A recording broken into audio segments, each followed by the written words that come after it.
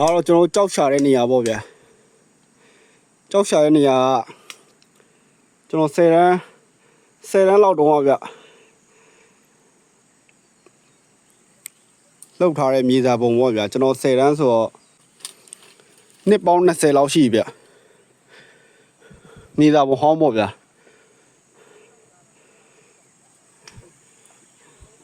မြေစာပုံဟောင်းဗျာနှစ်ပေါင်း20လောက်ရှိဗျတော်နာတဲ့မြေစာပုံအဟောင်းမှာကျွန်တော်ရောက်နေပါတယ်ဒီမှာတော့ဒါမြေစာပုံအခြေထင်ပါရဲ့ဗျာခဲလုံးကြီးတွေအကြီးတွေဗျကြောက်တွေလည်းရှိမှာဗျာဒါအရင်တော့ဆိုရင်ကျွန်တော်တို့အလုံးကြီးအရန်ကြီးတွေဆိုရင်တုံတန်ယုံ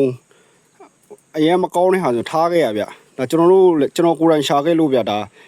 တိရဗျကြောက်တော်ကောင်းမှယူပါဗျအဲ့တော့ကြောက်ရောင်းရတာကျွန်တော်ဟင်းရွက်ကစွန်းရွက်ရောင်းနေရလို့ပဲဒါအဲ့တော့တော်နာတဲ့ဂျောကျွန်တော်တို့မိသားစုအခြေလောက်ဖြစ်မယ်ဗျအရင်တော့ဆိုရင်တော့ကျွန်တော်တို့မိသားစုအခြေမှာတုံတန်ယုံကျွန်တော်တို့ကြောက်တွေဆိုရင်မယူဘဲနဲ့ကျွန်တော်ထားခဲ့ရတယ်ရှိရဗျအဲ့ခေတ်တော့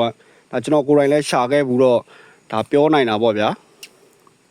ဒါဒီလိုကျွန်တော်တို့